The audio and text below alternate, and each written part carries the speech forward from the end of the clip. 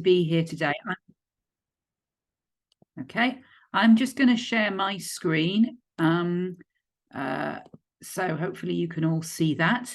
I'm going to be giving an overview of the impact of the budget as a whole across the UK. Where there are things that are slightly different in Scotland, I'll flag them, but apologies because I may miss some things. I'm sure other people will pick those up.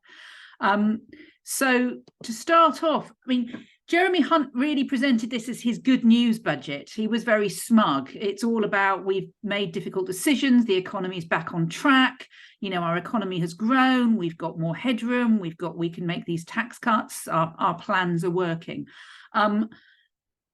Anyone who read the Office for Budget Responsibility report, or indeed, you know, our response or the response from the Institute for Fiscal Studies or the Resolution Foundation or anybody else, will know that that's not really what was going on.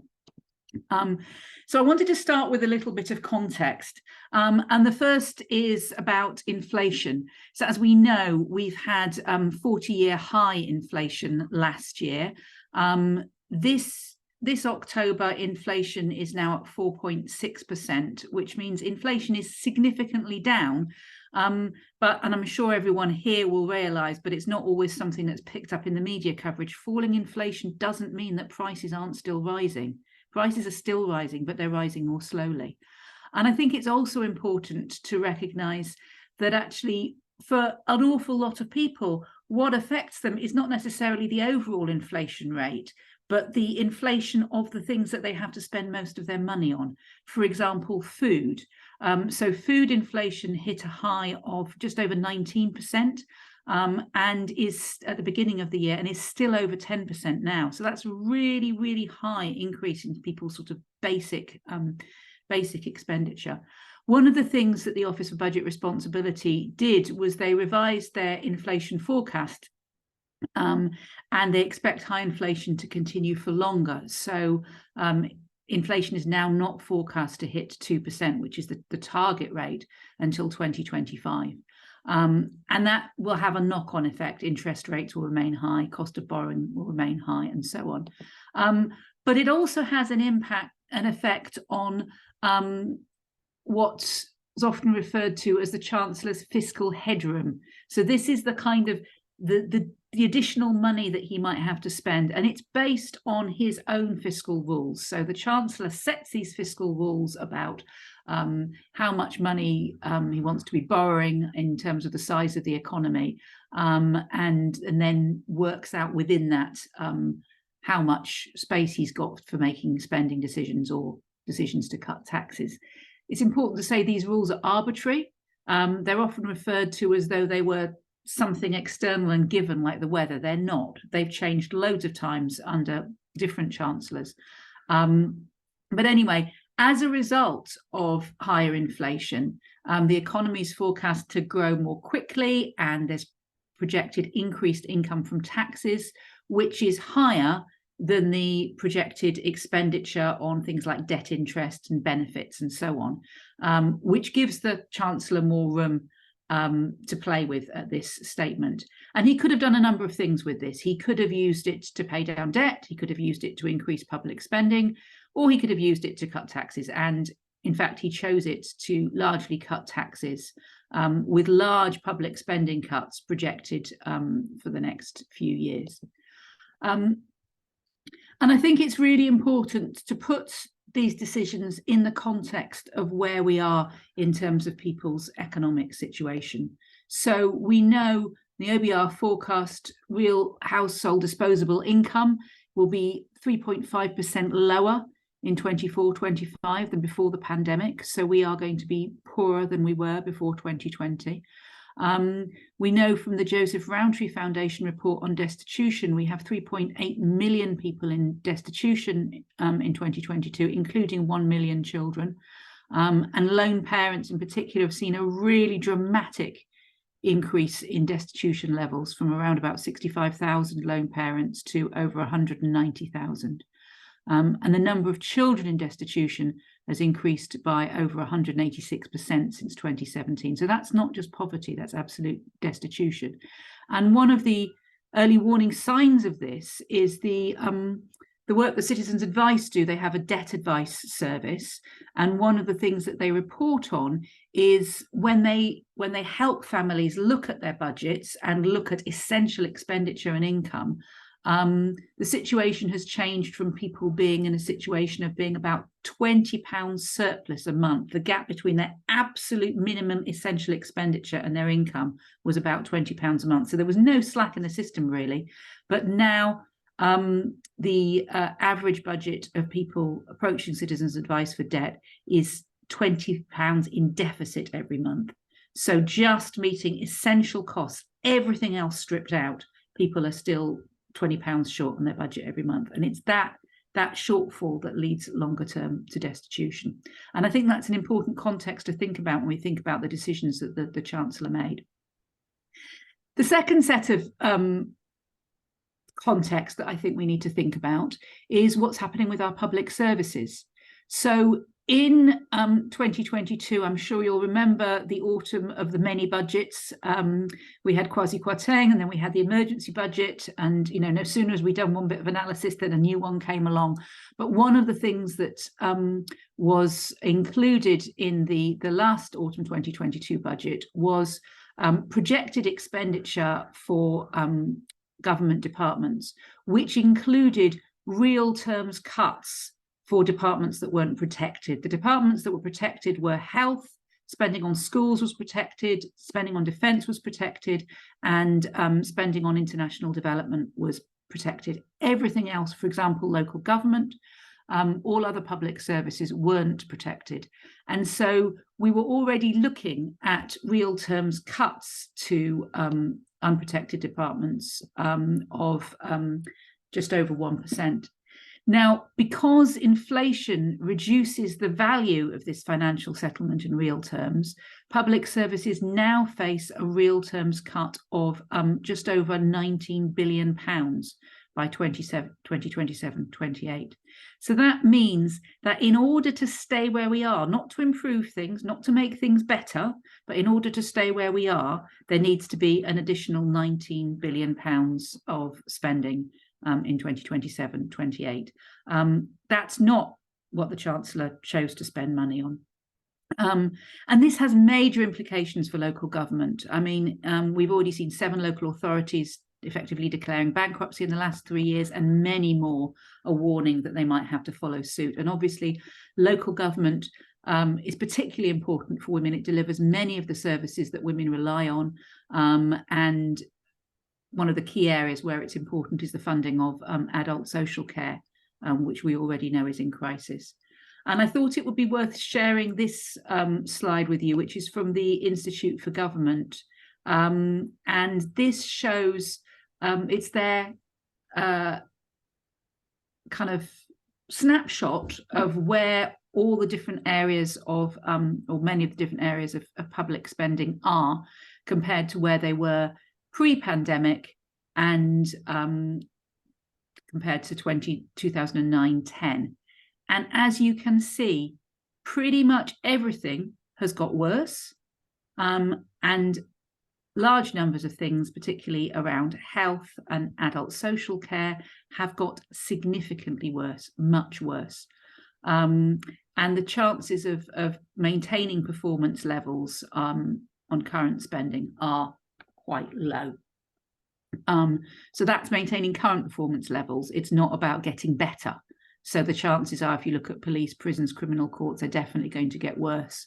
Adult social care, children's social care, neighbourhood services, schools maybe get worse. Hospitals and general practice probably stay the same. Not a good state, as most of us would agree. So to come on to what was announced in the budget, in the autumn statement itself, I mean, the one bit of good news which everybody welcomed was the decision that the government made to stick to its commitment to increase social security in line with inflation rates in September, which was 6.7%. There were lots of rumours that they might instead link it to the October inflation rate, which was lower.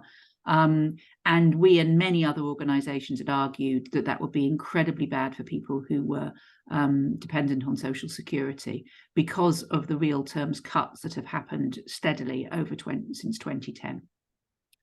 They also relinked housing allowance to actual rents. And when this was announced in the speech, we were tweeting out what good news it was. And then we read the actual budget papers and discovered that it's only for a year. So local housing allowance will be relinked to actual rents for a year, but then frozen again. That will have a big impact for that year on many of the poorest families. But some who are affected by the benefit cap won't see the full impact, because the benefit cap will mean that even though they're getting more money in local housing allowance, it will be capped by the benefit cap. The Chancellor also maintained the pension triple lock, which has been very important in keeping pensioners out of poverty. But at the same time, he announced an increase in benefit conditionality. And as always, this is presented as somehow a change that up till now, people claiming social security have been sitting around and they haven't had any conditions placed on them and suddenly they're going to. In actual fact, we already have a very punitive benefit system. People already face quite severe conditionality and high levels of sanction. He also announced, this was announced earlier this year, changes to the work capability assessment. So abolishing the work capability assessment and tying the kind of enhanced rate of disability benefits for people who weren't able to work to whether or not they were receiving personal independence payments. Now, the OBR estimates that this will reduce the number of sick and disabled people entitled to additional support by around 370,000 people. And it will do this to increase employment by about 10,000 people. So as a tactic to support people back to work, not only is it incredibly cruel and punitive, it doesn't look like it's going to be desperately effective. The big announcement for most people in the autumn statement was the cut to national insurance contributions, which was cut by 2 percentage points. And we did some analysis of this, looking at which sort of household type would gain the most and which would gain the least.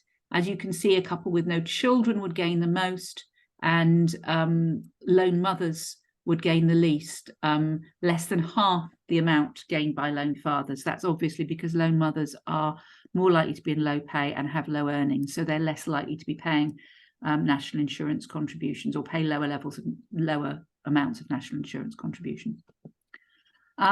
I stole this slide from the Resolution Foundation, and just after I sent it, I realised it excluded Scotland, so I apologise for this very much. It's still slightly relevant. So this shows the impact of the changes to national insurance, along with the changes that were the freeze to the income tax and national insurance threshold that happened last year.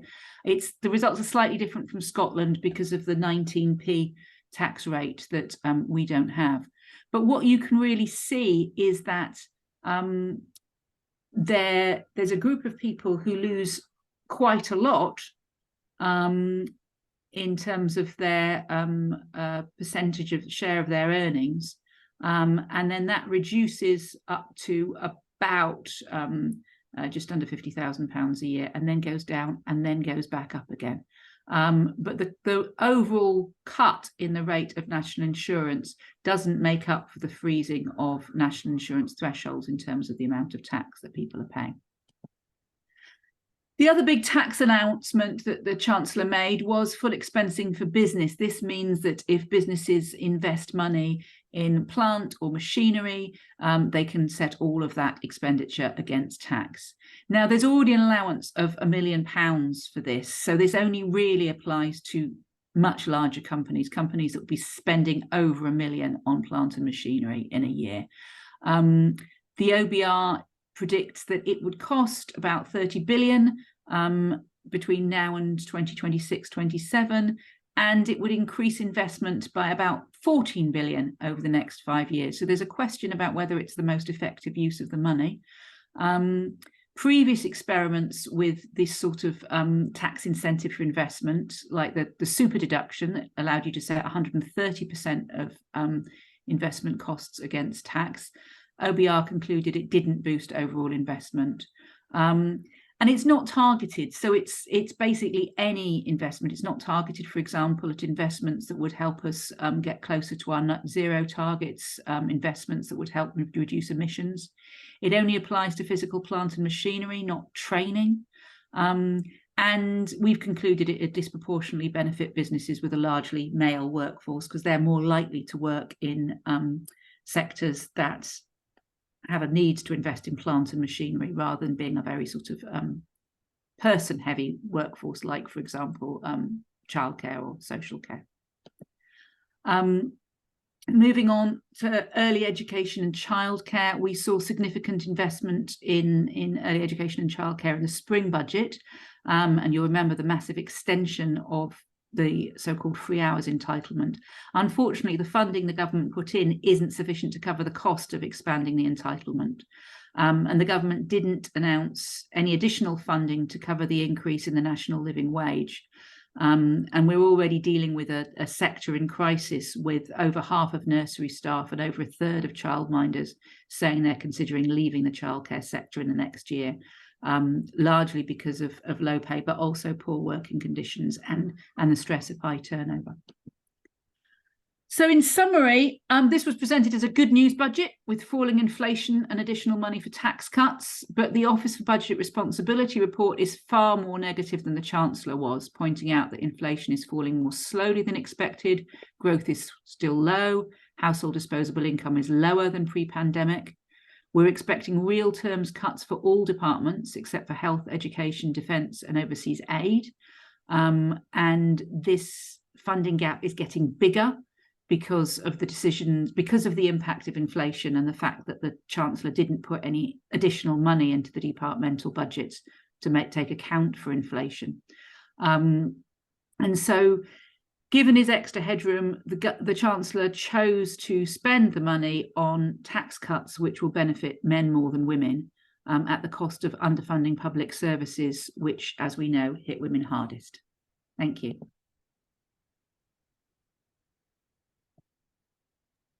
Thank you for that, Mary-Ann. As you say, the autumn statement last week was a bit of a conjuring trick by the Chancellor, wasn't it? And that he tried to put a spin on somehow that overall doesn't look particularly positive in the long run. So thank you very much for that. So next we're going to hear from João Sousa, who is the Deputy Director and Senior Knowledge Exchange Fellow at the Fraser of Allander Institute. And in this role, João is focusing on fiscal issues. Previously, he was a Senior Fiscal Analyst at the Office for Budget Responsibility, where he led on analysis of long-term sustainability of the UK's public finances and on the effect of economic developments and fiscal policies on the UK's medium-term outlook. So welcome, João. I'll hand over to you to tell us what you think about the statement in the context of Scotland. Thank you very much. Hope you can see the slides. Great. So yes, as Heather said, I will talk you through a few things about the autumn statement, focusing particularly on what kind of economic news there have been as a result of the updated forecast from the Office for Budget Responsibility, going into a bit more detail relative to what Mary-Ann presented. Then I'll talk about what this has meant for the public finances, for the UK as a whole, and then I'll do a section at the end on what it has meant for Scotland and for the Scottish budget in particular, which is coming up on the 19th of December. In terms of economic news, so over the summer, you might have seen that the ONS revised real GDP up quite a bit, essentially stating that the economy had grown more quickly in its recovery from the pandemic, and so it had been more resilient than previously thought. That's good news, but the bad news is that the speed of the recovery hasn't made the OBR really change its view of how much the UK will grow in the medium term. And so that means that more of the recovery from the pandemic has happened already.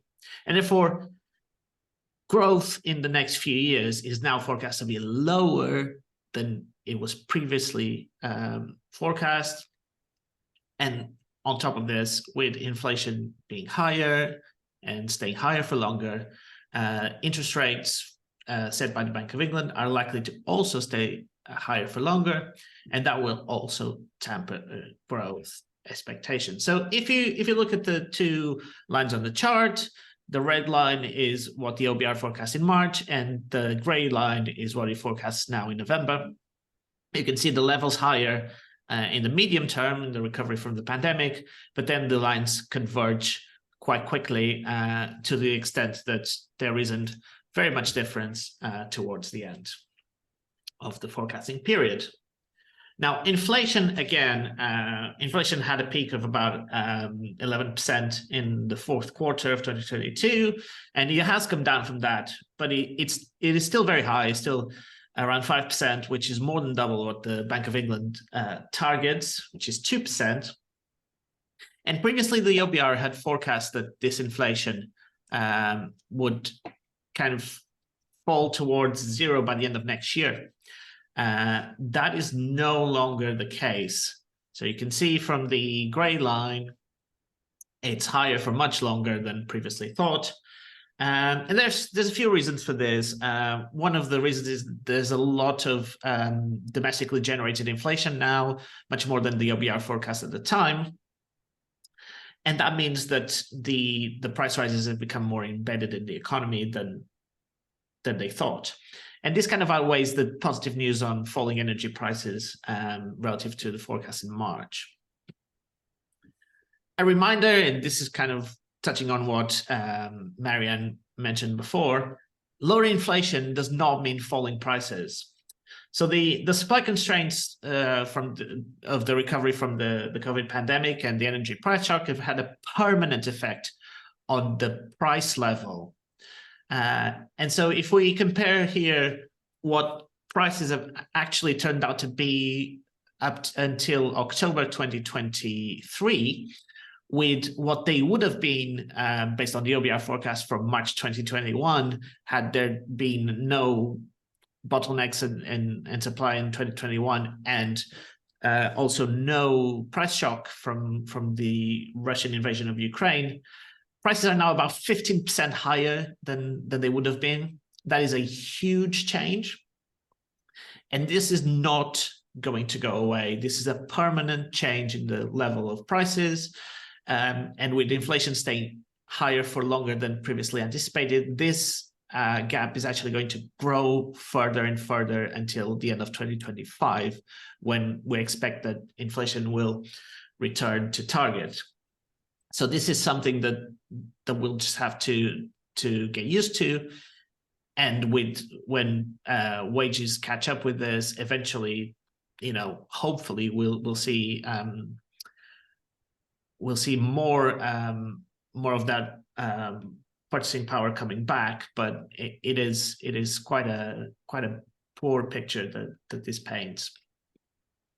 In terms of interest rates, now the OBR previously expected the Bank of England to peak its increases in the interest rate at about 4.3% for 2023. As we'll know, it's now 5.25%.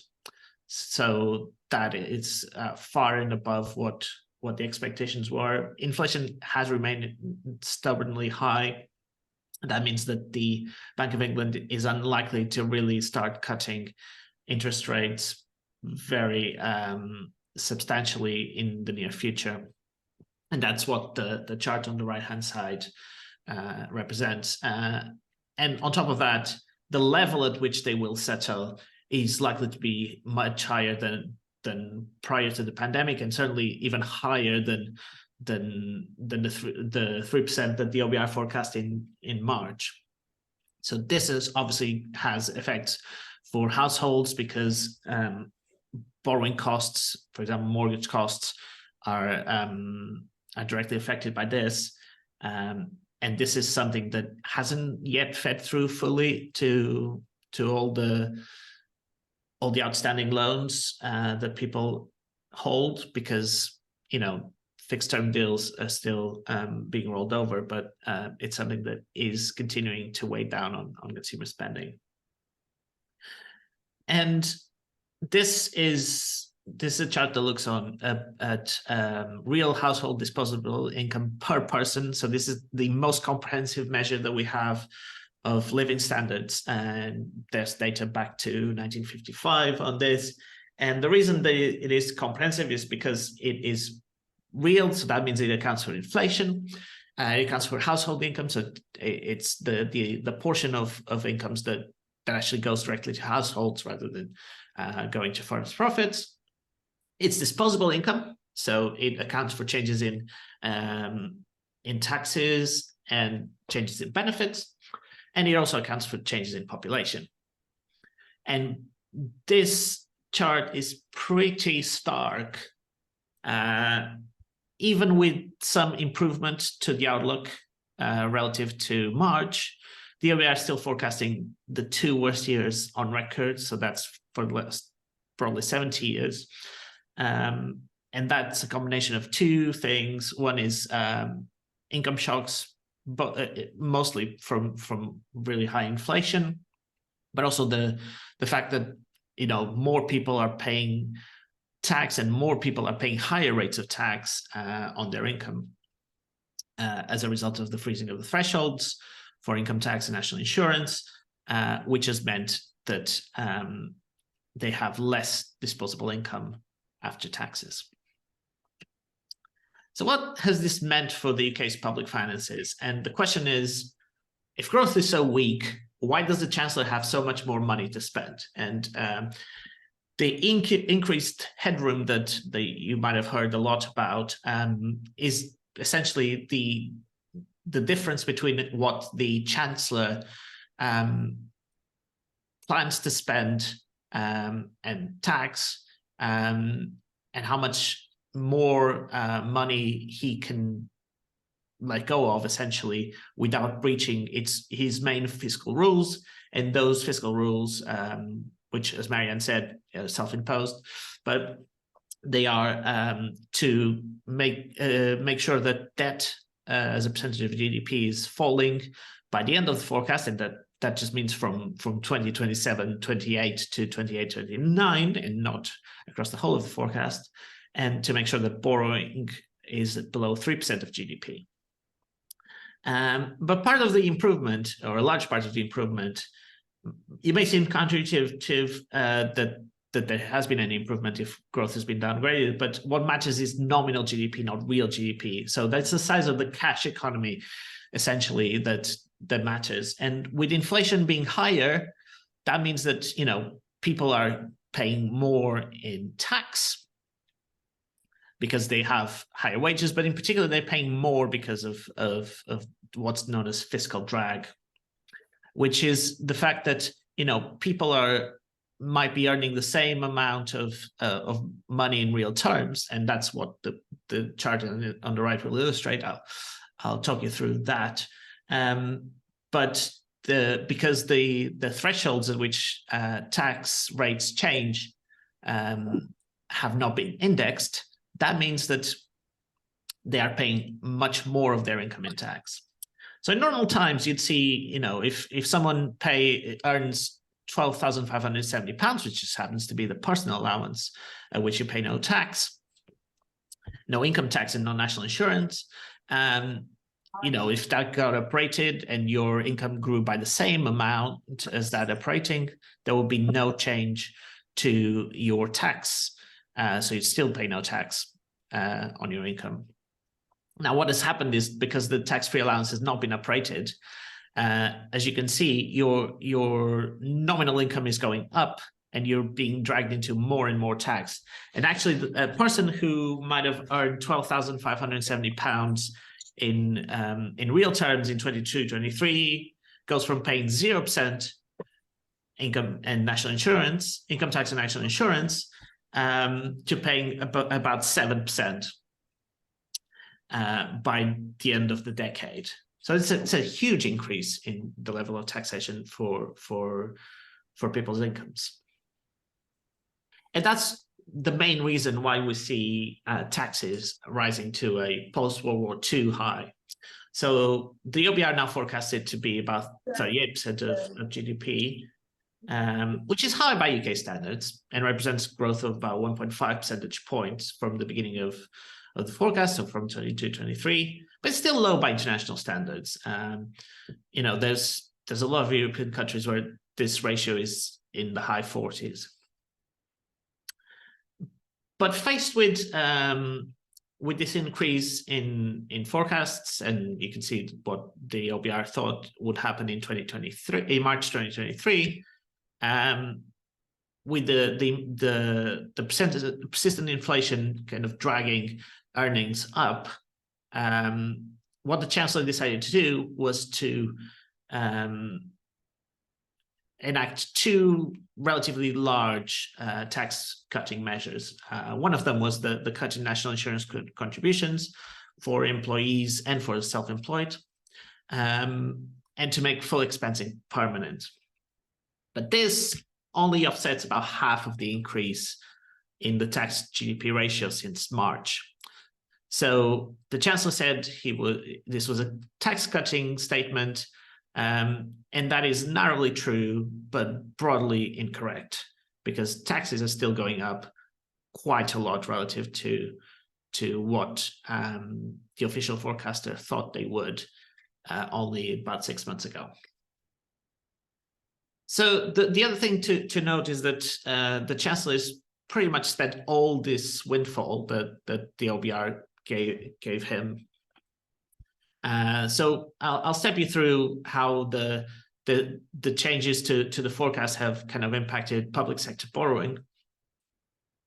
And you know, if it's above the line, it's more, you're borrowing more, and if you're below the line, below the zero, you're borrowing less. So higher tax receipts, mostly as a result of inflation, dragging people into higher tax brackets and non-operating thresholds. That brings in about 60 billion pounds by 27-28. Now there's about 20 billion pounds extra spending from higher operating of benefits and higher caseloads. And then there's additional spending on debt interest for two reasons. One is inflation-linked gilts, which cost more because inflation's higher. And interest rates are higher because interest rates on government bonds are linked quite closely to the Bank of England's rates. And because the forecast is now for interest rates to be higher, that brings along with it higher cost of government borrowing. There's some minor changes in spending, which reduced borrowing by £3 billion. But before the policy decisions that the Chancellor made, borrowing was about £27 billion lower than in March. Now, this was almost fully spent mostly on cutting national insurance and making full expensing permanent. And that means that, as you see, the filled in points are just around zero. And in fact, they're near enough as to make no difference for the rounding in 27-28. And the biggest unspoken casualty of this statement has been public services spending. Now, the increase in headroom is in large part because the thresholds for tax are not indexed, but it kind of ignores the fact that a lot of spending in public services is on wages, and if wages are going to go up to compensate for higher inflation, so as to be able to continue to recruit people and retain them, then there's one of two things is going to happen. One, either these limits are not going to be stuck to, or there's going to be huge cuts to public services spending at the front line. So you can see on the right-hand side, that's a measure of spending on public services per person in real terms. So stripping out inflation. And you can see that there's essentially no growth in public services spending per person in real terms until 26-27. And even after that, growth is fairly subdued. And the level of public services spending per person today is barely above 2007, 2008 levels, and is below 2009-10 for the rest of the decade. So the question then becomes, are these plausible and realistic assumptions, and are these going to be stuck to, and what are the consequences of them being stuck to? And that is something that I will leave other panelists to talk about in more detail. But I just want to then talk through some of the consequences of this for Scotland. So the first thing to say is that two main tax measures do apply in Scotland.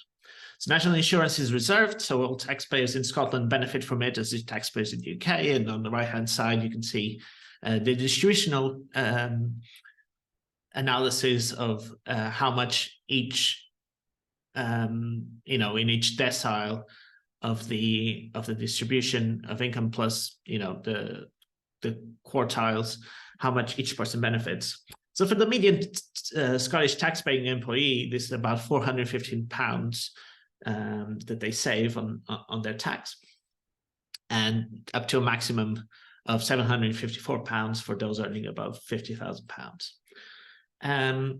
Capital allowances and full expenses are part of the corporation tax regime, so they are reserved as well, and therefore apply in Scotland automatically.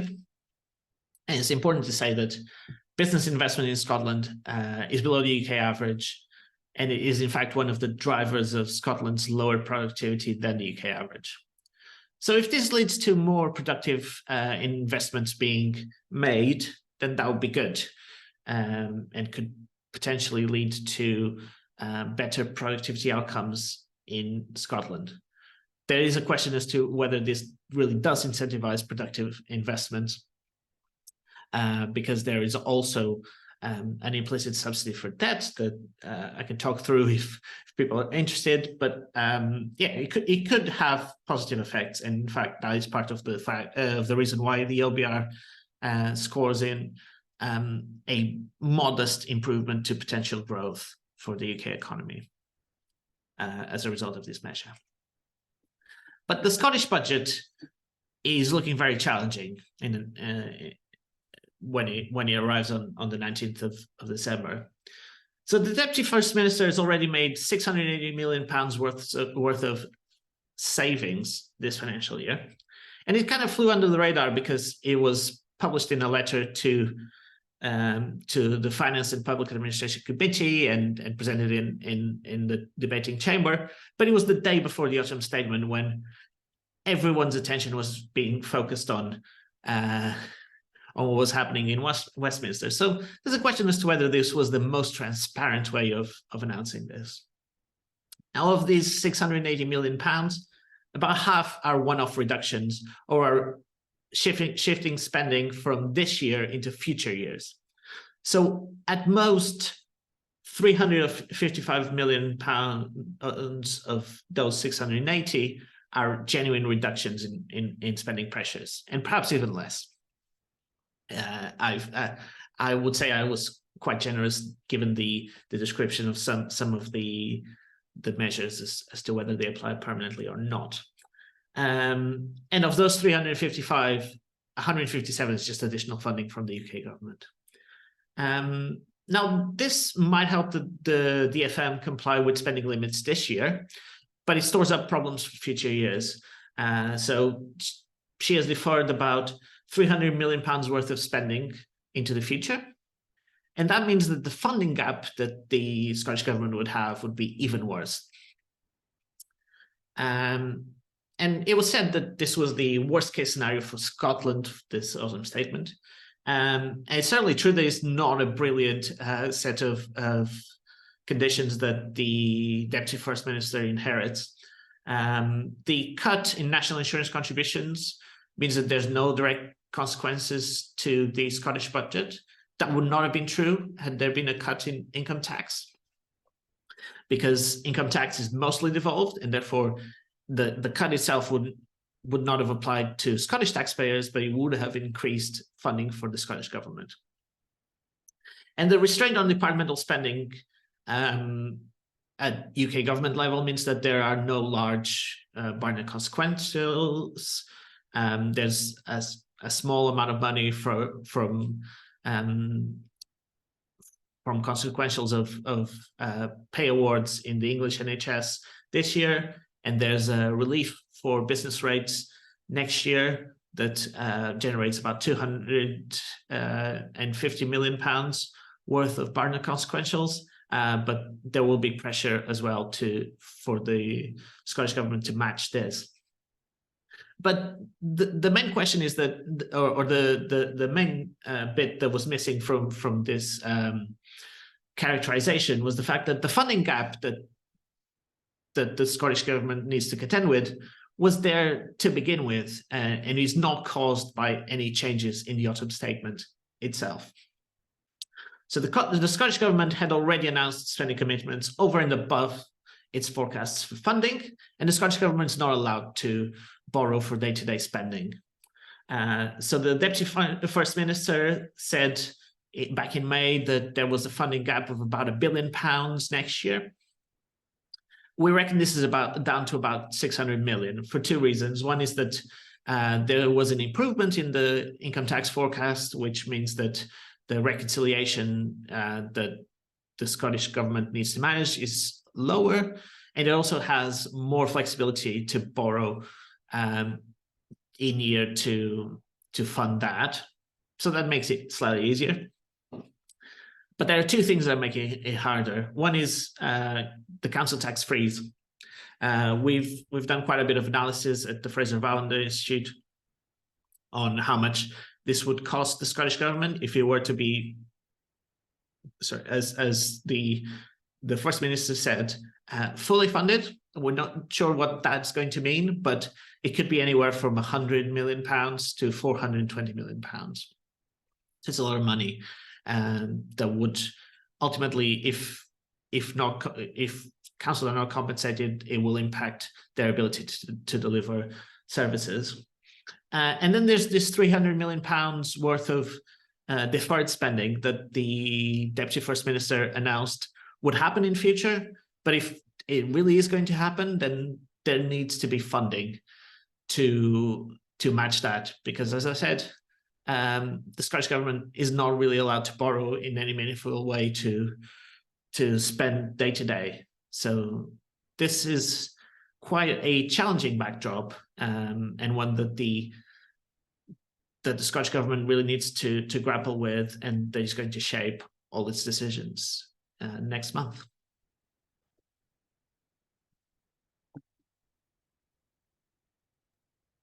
Thank you, Joe, for that. I would say slightly depressing overview of the financial picture that the Scottish government and others are contending with in Scotland. Thank you very much for that. We're now going to hear from Ruth Boyle, who is the Policy and Campaigns Manager at the Poverty Alliance, Scotland's anti-poverty network. Ruth leads on the policy campaigns and communications activity for the Alliance, working with members to secure changes to policy and practice.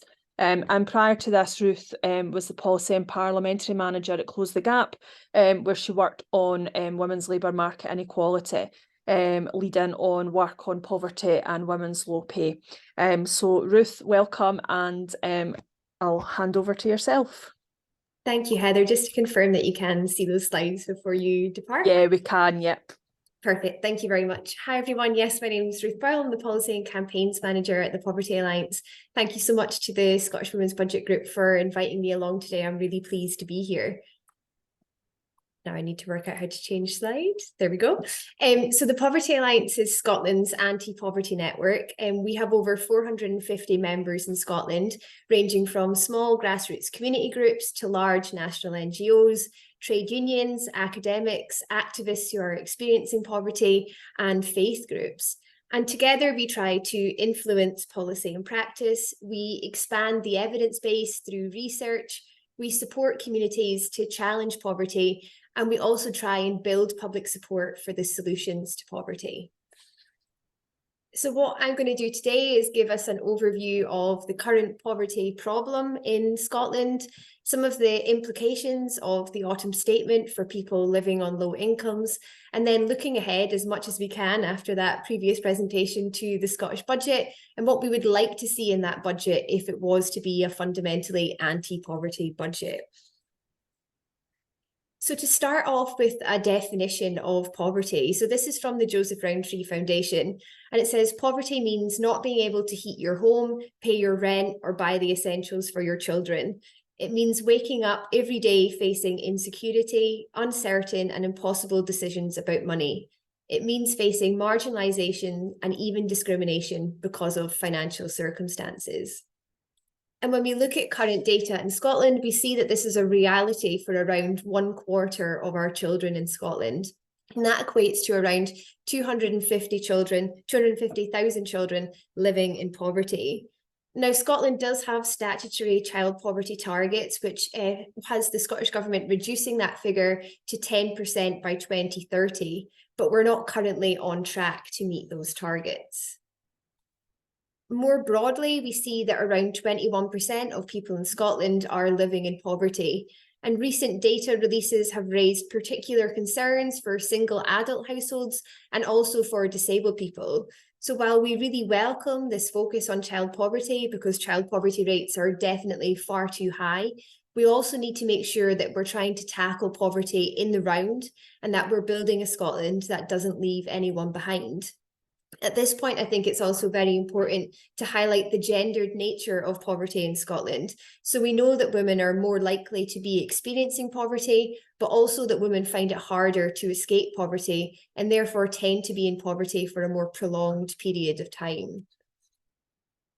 Something you might have heard more about in recent months has been destitution. So research from the Joseph Rowntree Foundation found that 3.8 million people, including 1 million children in the UK, were experiencing destitution in 2022.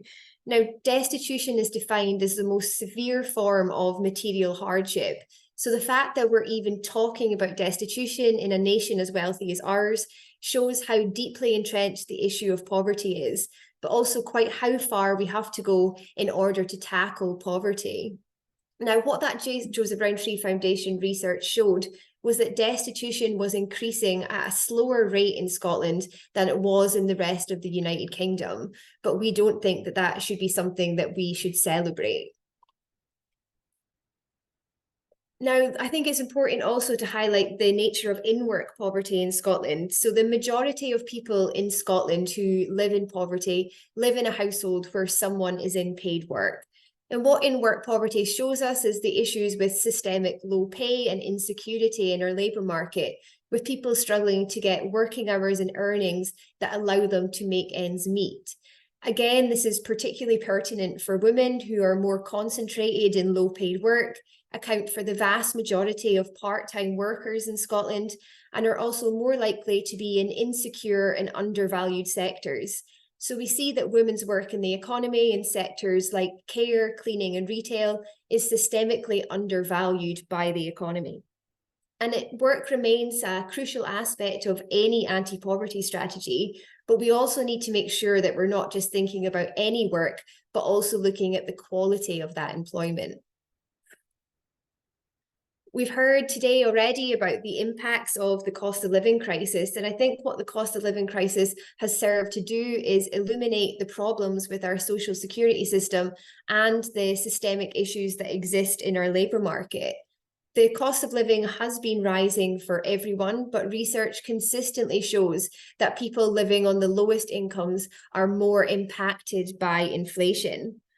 We've heard from both of the speakers, but I think it doesn't hurt to reiterate this, the fact that we saw in that statement from the Chancellor a lot being made of the fact that inflation is falling, but we know that that doesn't mean that prices are falling for people, rather they're just not rising as quickly. So with food inflation still sitting at 10.1%, We're continuing to hear from parents about how they're struggling to feed themselves and their children, and that's only going to increase as we enter the winter months.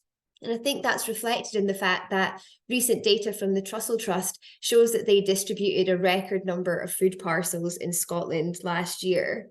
We're really concerned that now we've entered the winter months that we'll see the poverty rate rise, particularly because much of the financial support that was in place for families last year has now been removed. And when we heard that statement from the Chancellor last week, there ultimately wasn't a great deal in it about the cost of living crisis, but we need to make sure that we're keeping a sharp focus on it, because we know that it hasn't gone away, particularly for low-income families. Now, I think sometimes we can become slightly numb to those statistics that I've used there, but what we really need to remember is the human stories that sit behind those statistics. So on this slide, I have 2 quotes from women who participated in our joint research with the Scottish Women's Budget Group, looking at the impact of the cost of living crisis on women in Scotland. One single mother told us, "I spoke to my friend who told me she has been starving and only eats at night. I have started doing that, and though it didn't go well with me the first day, I will get used to it." Another single mother told us, "Sad one this for me, sold my jewellery, mine and my grand's wedding rings, but it is to help in a crisis that our household is facing and needs action fast, so it had to be done." And I would love to say that these are unique stories or that they're outliers, but we know that that's not the case. We've also heard from disabled people who are rationing essential medical equipment because they can't afford the energy bills. We've heard from older people who are staying in bed all day because they can't afford their heating costs. And we're also hearing from parents, particularly single parents, the vast majority of whom are women, about the mental health implications of constantly having to say no to your children for a prolonged period of time during this crisis. Those experiences and the data that I've outlined there can't be right in a wealthy nation like ours. And we've called on governments to put justice and compassion at the heart of their budget setting processes so that we can build a Scotland and a United Kingdom that's free from poverty. If we look at the autumn statement from the perspective of people living on low incomes, there were some positive policies that we've heard from Mary-Ann today as well. The national living wage increasing to $11.44, while that's still below the rate of the real living wage, that's a really positive pay rise for people in low paid work. And we're also pleased that the threshold for that was reduced to younger workers. Again, despite really negative soundings about inflation, about benefits being uprated with the October inflation figure, uprating with the September figure was the right thing to do. We saw in the charts in João's presentation there that the cuts to national insurance will mean some extra money in the pockets of low-paid workers, but it's not a progressive change to tax because higher earners will ultimately benefit the most. And it also lowers the money that's available to invest in our public services in the immediate term, but it's also expected to be funded by large-scale cuts to public spending after the next election. And that's going to rely on really stark implications, as Mary-Ann said, for unprotected departments. And this is why analysis from the Resolution Foundation described these tax cuts as being based on a fiscal fiction. We also saw unjust changes to Social Security for disabled people and those with long-term health conditions. And if I could just go into those in a little bit more detail, we have a number of questions about those changes that were announced for disabled people. So firstly, where are these fully remote jobs that enables disabled people to work from home? We know that employers have rolled back on the flexibility that they offered during the pandemic, and it's very difficult now to find these jobs that enable you to work from home full time. We're also unclear what the government is doing to increase the availability of accessible jobs and to encourage employers to improve their practice for disabled people. We saw a version of this workfare policies being introduced in the 2010s, but ultimately those policies failed, and this is just a reheated version of those proposals. And since then, the DWP's own analysis on sanctions has shown that they are ineffective at encouraging people into paid work. Disabled people's organisations in our membership have raised with us concerns about what this could mean for the devolution settlement. So how could some of the various aspects of adult disability payment, for example, be impacted by these new conditionality? And if you return to that destitution research that I mentioned earlier, almost 2/3 of survey respondents who said that they were experiencing destitution reported having a chronic health condition or disability. And we're really concerned that what the government have done here is make an active choice to actively force more disabled people into destitution. And we think this could have really stark implications for poverty rates for a very vulnerable group. Now, looking ahead to the Scottish Government's budget, we've heard today already, and the soundings coming out of the Scottish Government are that this is going to be a very difficult budget. And some of the decisions that were made, particularly around those public spending decisions in the autumn statement, haven't made that any easier for the Scottish Government. The Scottish Government have been very keen to emphasise the fact that the budget that's coming is going to be based around very tough choices.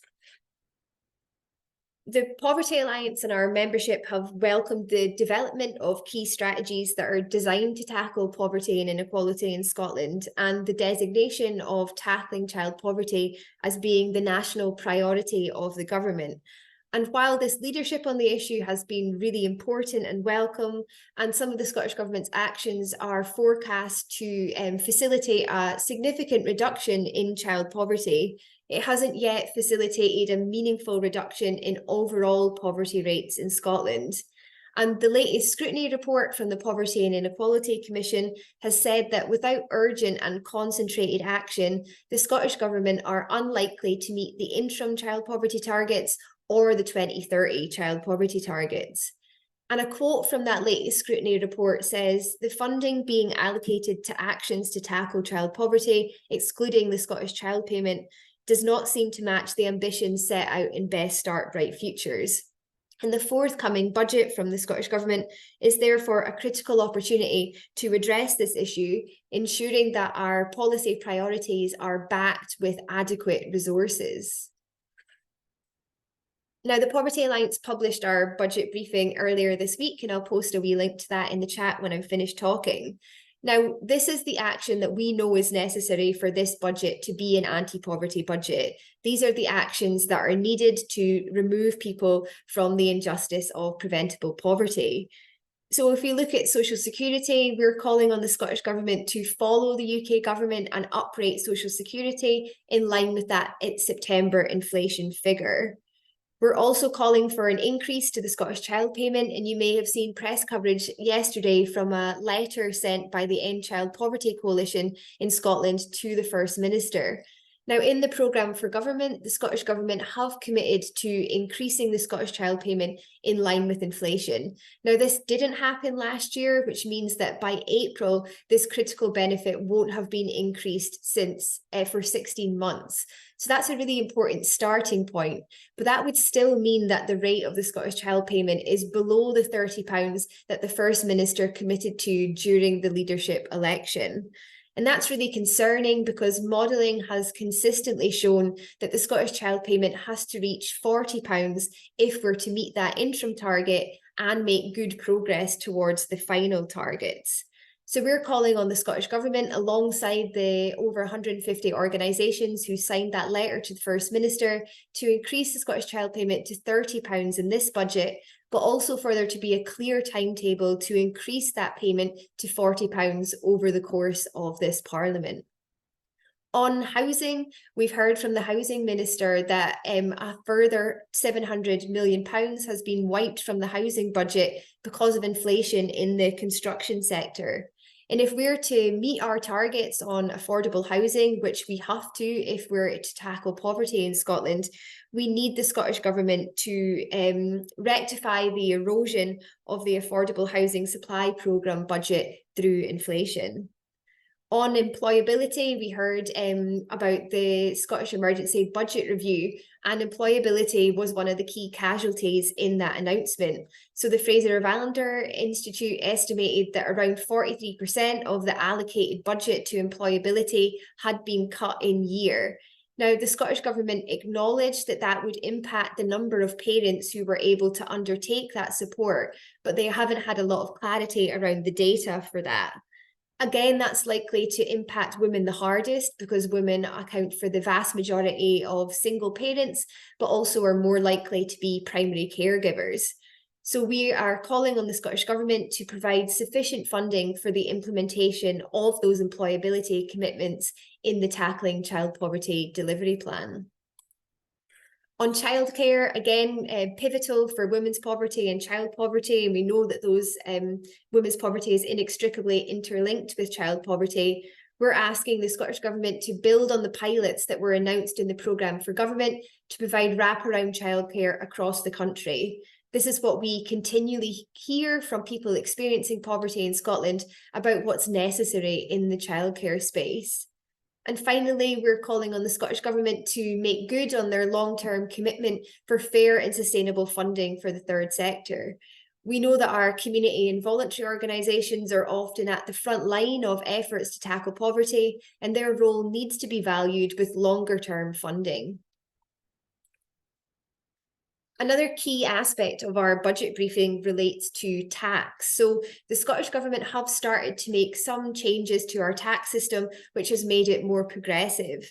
And we welcome the First Minister's commitment during the leadership election to considering the introduction of wealth taxes and a new income tax band. But we are disappointed that he's seemingly rolling back on those commitments. We had a recent council tax consultation, which was looking at the Scottish Government's policy, which was intended to increase the rate of council tax for those higher value housing bands. That didn't go far enough to put justice and compassion at the heart of the system. It fell short of fundamental reform, but nevertheless, it was a welcome start. And we're therefore disappointed with the Scottish Government's decision at SNP conference to freeze council tax instead. If enacted, we think that the council tax freeze would represent a failure of responsible government, and it would also be a step back on the road towards reforming a regressive tax that places a disproportionate burden on lower income households. We also don't believe that the council tax freeze represents a cost of living measure for low income households. In fact, by the contrary, the decision could have really far-reaching negative consequences for those living on low incomes. Freezing council tax will inevitably mean less money for the vital public services that we all rely on, but are a vital lifeline for people living on low incomes. And we also know that 400,000 of our lowest income households are already taken out of council tax by the council tax reduction scheme. And this means that this policy will have no benefit to those low income households. On very conservative estimates, IPPR Scotland have said that the freeze should reduce the amount of council tax paid by households by around £100 million. But only £10 million of those savings will be seen by households who are experiencing poverty, and only £3 million by households who are experiencing poverty with children. And that means that this policy is expected to have no benefit for Scotland's ability to meet our child poverty targets or to tackle poverty and inequality more broadly. And if this policy is genuinely intended to be a cost of living measure, then the money that the Scottish Government are expected to allocate to this fully funded council tax freeze could be far better allocated elsewhere. Now, we heard from the Finance and Public Administration Committee about the sustainability of Scotland's finances, and the picture that was painted in that report was fairly bleak. But what we haven't seen is a clear plan being put into place about how we can address that black hole. We think that that means that a renewed approach to taxation is urgently needed more than ever to raise the revenue that is necessary to invest in our critical social safety net. In September, there was a joint briefing published from Oxfam Scotland, IPPR Scotland, the Poverty Alliance, Scottish Women's Budget Group, Child Poverty Action Group, and One Parent Family Scotland, which was endorsed by over 50 organisations in Scotland.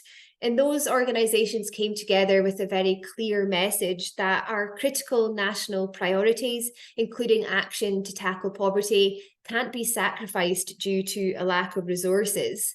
And the transformational change that we want to see in Scotland requires transformational investment. And in the current fiscal and economic environment, that necessitates the progressive use of Scotland's taxation system. We set out a range of options in that paper, including the introduction of a new tax band, fundamentally reforming the devolved tax system within this Parliament with a national consultation, and also launching a cross-party process to replace that regressive system of council tax during this Parliament as well. Now, we're not saying that tax can do it all, but tax has to be a transformational tool in our quest for a fairer and greener Scotland. And the Scottish Government must, in this budget, use the powers that they have in a progressive manner so that we can invest in a better future for everyone in Scotland. Now, just to finish, tackling poverty isn't only the right thing to do, it also makes economic sense. So poverty causes severe harm in people's daily lives. It damages their health and their employment prospects. It risks their financial and their personal well-being. And it also infringes their basic human rights to things like housing and food. And that means that it makes it much more likely that a child born today into poverty will experience poverty in later life. And as much as this is an issue of social justice, it's also an issue of economic justice and prosperity too. Analysis from IPPR Scotland have shown that the health consequences of income inequality accounts for around 2.3 billion of Scottish Health Board's budget allocation. And that's around 1/5 of the total. So it's vital that the Scottish Government build on their existing commitments around poverty, putting justice and compassion at the heart of their budget so that we can end poverty for good. We know that the people that we support day to day will be looking ahead to this Scottish budget and looking for investment in the social safety net that forms a critical lifeline for them and their families.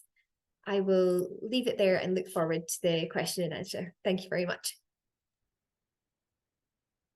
Thank you very much for that, Ruth.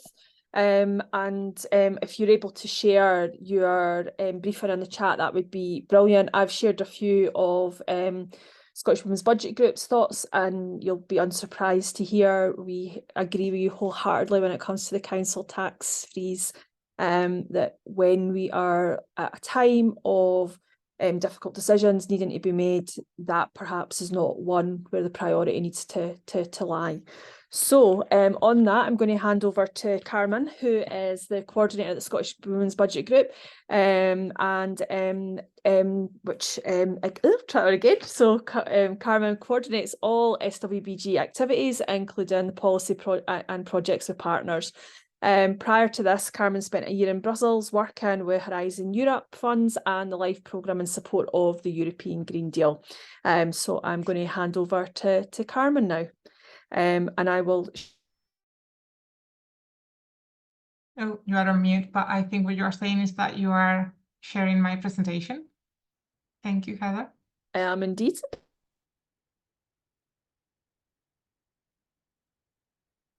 Sorry, I'm trying to tweet and share and all the rest of it. That's okay. This was the reason why I didn't want to do it myself.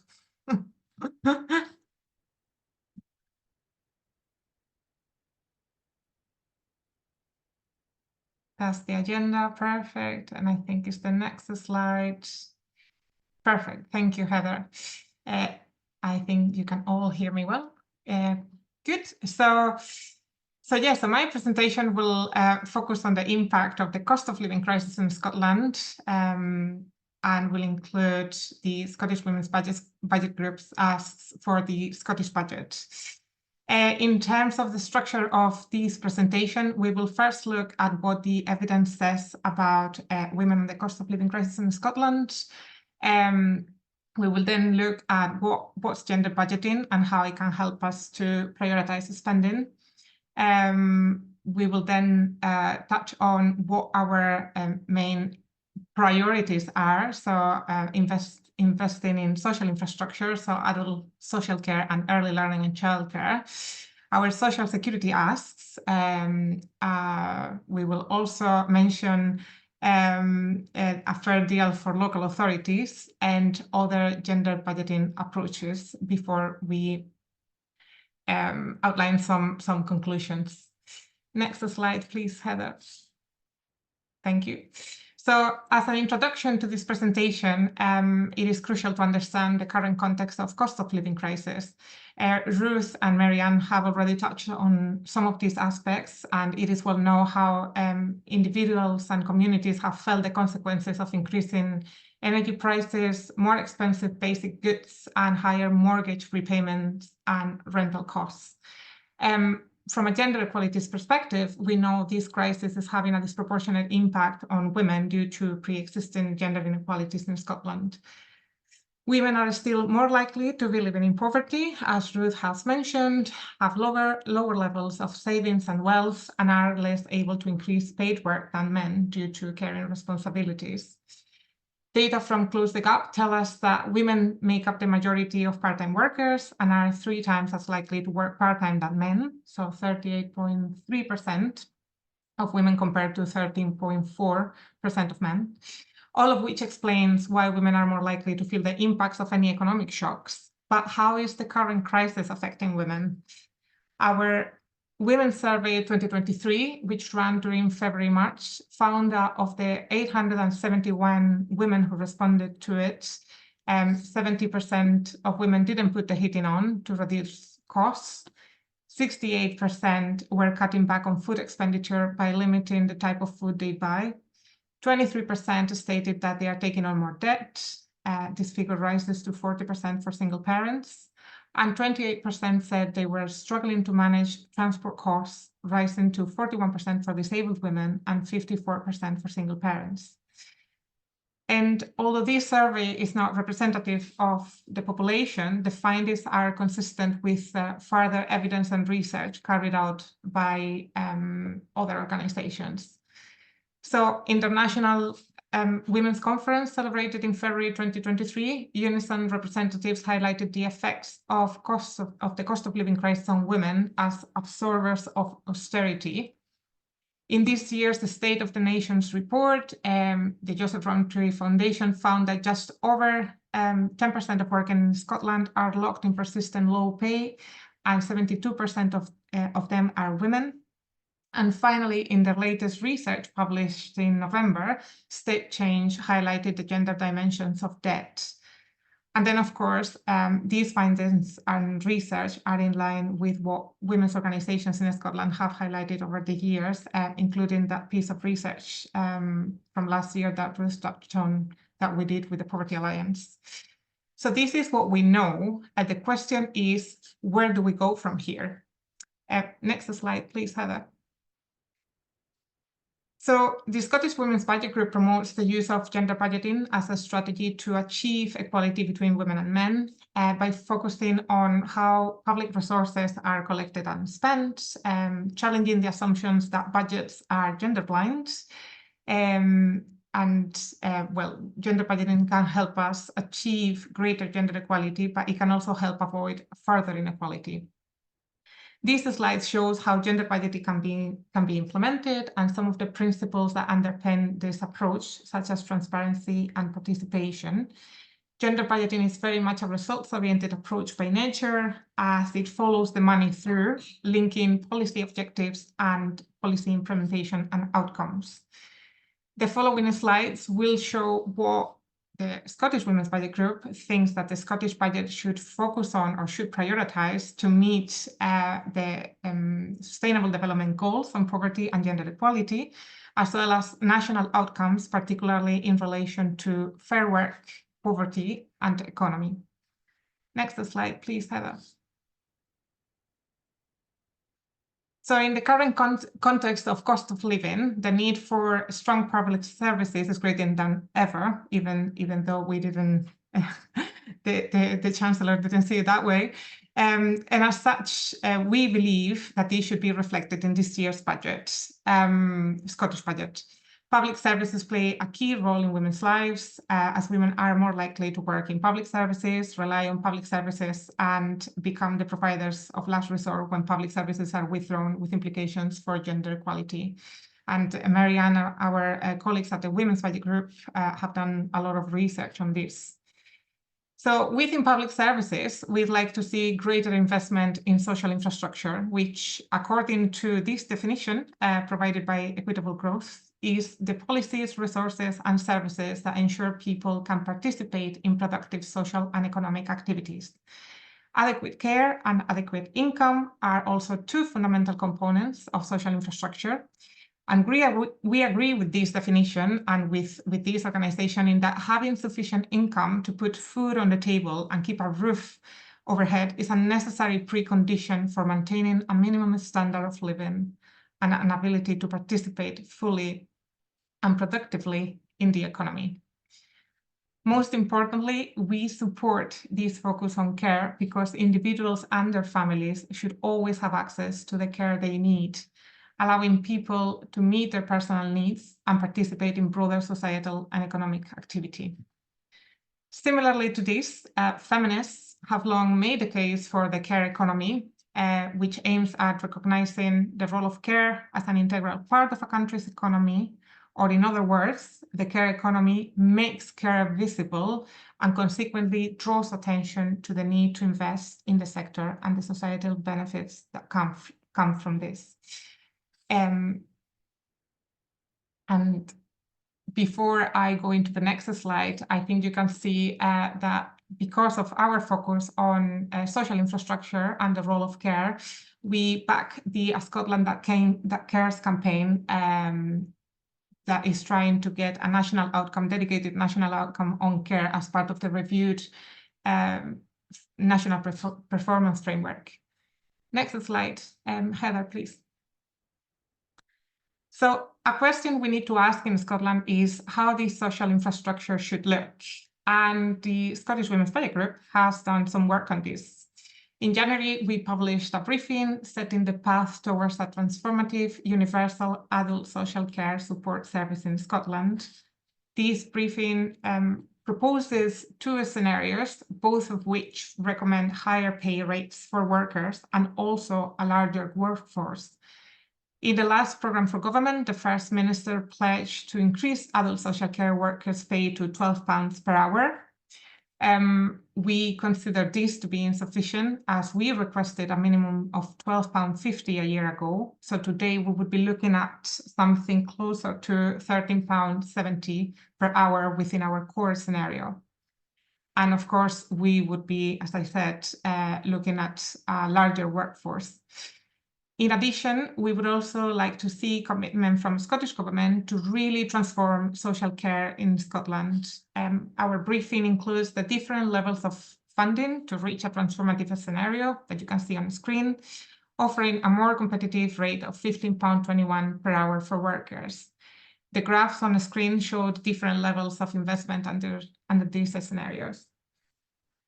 So we believe that these levels of investment are essential to increase access to free care by those with moderate needs, to relieve informal care burdens on unpaid carers and eliminate unmet needs, while also recognizing the value of care and meeting the Scottish Government's objectives on fair work and economy, amongst others.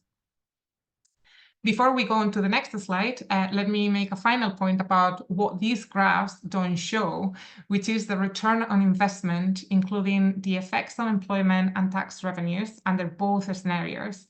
For example, regarding employment creation, this ranges from 20,400 jobs to 26,000 jobs, depending on the scenario. In addition, these new jobs and higher incomes would generate direct and indirect tax revenue, estimated to yield about 1.5 billion annually in last financial year's prices, which is about 46% of the estimated additional investment in the transformative scenario. Next slide, please. So in addition to investing in adult social care, the Scottish Women's Budget Group would like to see greater investment in early learning and childcare, and Ruth has also touched on this. The long-standing problem of lack of flexibility and affordability of childcare in Scotland, compounded by the challenges created by the cost of living crisis, is putting families' finances, and particularly women's, under further pressure. In our latest survey dedicated to childcare, which ran for over 3 weeks from mid-August, we found that despite the majority of survey participants, around 66%, reporting a household income of over £50,000, 74% respondents told us that the increase in other household expenses was impacting on their ability to manage childcare costs, while 30% of respondents are struggling to manage childcare costs. We also know that women are more likely to reduce their work hours or even quit their jobs to do childcare, which obviously has implications for gender equality, but also for the economy. So as a way to help families with the cost of living crisis while achieving greater gender equality and better economic outcomes for women, we would recommend that the Scottish Government doubles the current level of funding for early learning and childcare, so 1 and 2 years old can benefit from this. In addition, the Scottish Women's Budget Group recommends that this funding is extended beyond school term and that additional support is provided for children experiencing poverty and children with additional support needs. So if the current revenue allocated to local authorities is $1 billion per year, this means that the funding should increase by at least another $1 billion. Next slide, Heather, please. So in addition to investing in social infrastructure, the Scottish Women's Budget Group would like to see a focus on social security in the upcoming budgets. Due to caring responsibilities, which translate into more time dedicated to unpaid domestic and care work than men, women have less time for paid work across a lifetime. This means that, on average, women are more likely to rely on social security and receive more of their individual and household income from the social security system than men. Therefore, reinforcing the social security net is particularly important, as we have seen the impact of the cost of living crisis on women in Scotland. And similarly to the Poverty Alliance, we recommend to increase the level of all Social Security Scotland payments by at least September's inflation figure, mitigate the 2-child limit and young parent penalty through additional payments of the Scottish Child Payment and an increase of this to £30 per week, increase the funding for the Scottish Welfare Fund to ensure that there is sufficient resources to meet the demand, considering that the statistics have revealed a 7% increase in demand. We would argue that the minimum amount to be allocated here would be 60 million. And finally, review the thresholds for access to means-tested benefits at local and national level. And this is one of the recommendations that came from our work with the Fawcett Women and Girls group. Next slide, please. So this is a slide that is full of headlines, kind of like links with that question that João asked earlier about whether it is realistic, the autumn statement is realistic. And of course, there are always consequences when it comes to financial settlements.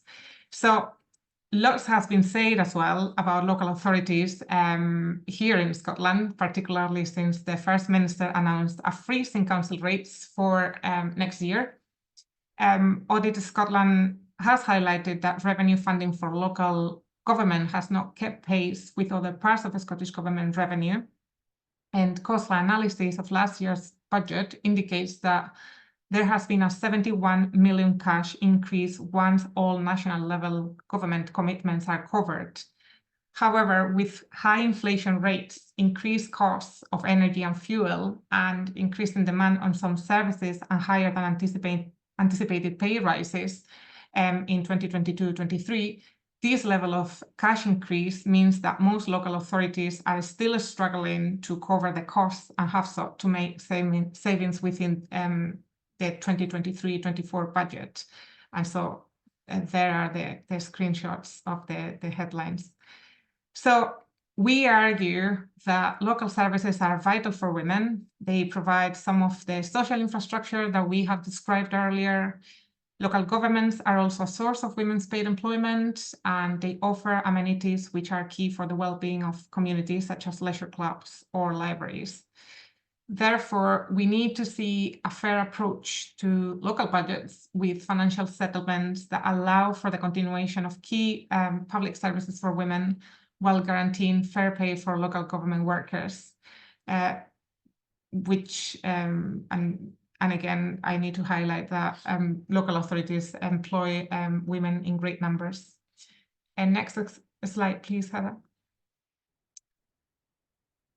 So finally, in relation to other budgeting approaches, we've looked at the main areas where we would like to see greater investment, and we have explained why, and we have also explained the benefits of this. However, a gender budgeting approach can be applied to other policy areas.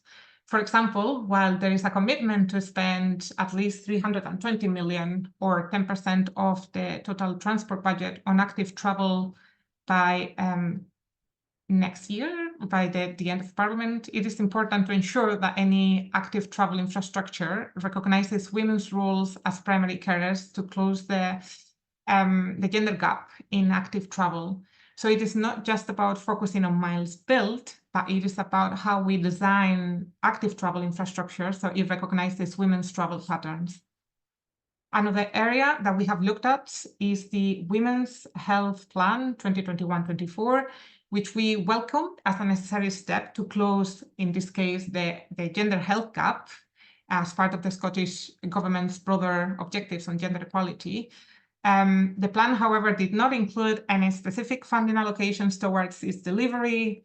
Instead, the plan was conceived to be implemented alongside COVID-19 recovery and renewal plans. So we argue that this makes it difficult to assess how effective the plan is.